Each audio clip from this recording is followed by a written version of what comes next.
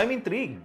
Ano nga ba ang gustong ipahiwatig ni Dominic Roque sa kanyang post na reshared reel of Bea Alonzo and stating that she is a beautiful person inside and out. And he also said no bashing and negativity.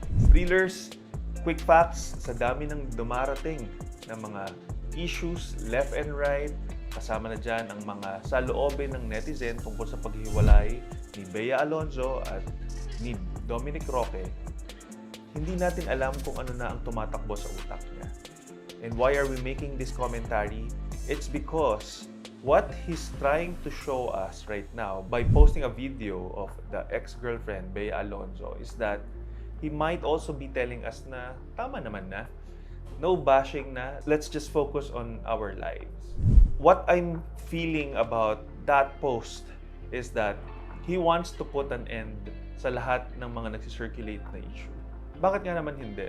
Reelers, magpakatotoo tayo. Kung ikaw yung nasa posisyon ni Dominic Roque, una, alam natin na siya yung lalaki, tapos ngayon, ini-issue tungkol dun sa prenup agreement na hindi daw natuloy.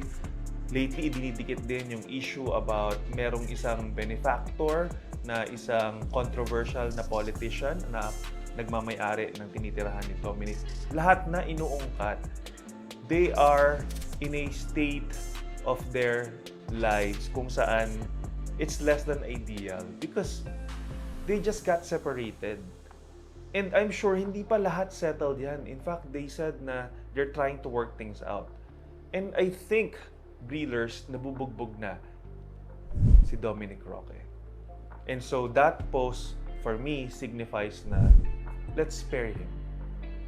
Baka mamaya, they are in the process of fixing things and with whatever is coming out, lahat na nang hinahalungkat, lalong hindi matuloy, or lalong hindi sila magkabalikan. Dealers, tandaan mo, kung ikaw yung nasa posisyon niya, you don't want that. Ang gulo na ng isip mo, napakagulo pa ng mundo mo.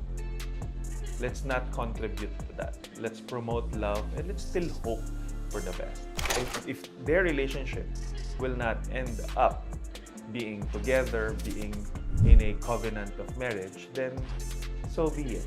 That's really the fate that this life has in store for them. But until that time, let's just wait. Huwag na tayong mag-add dun sa salt, dun sa sugat na meron yung dating magjowa na si Bea Alonzo at si Dominic Roque.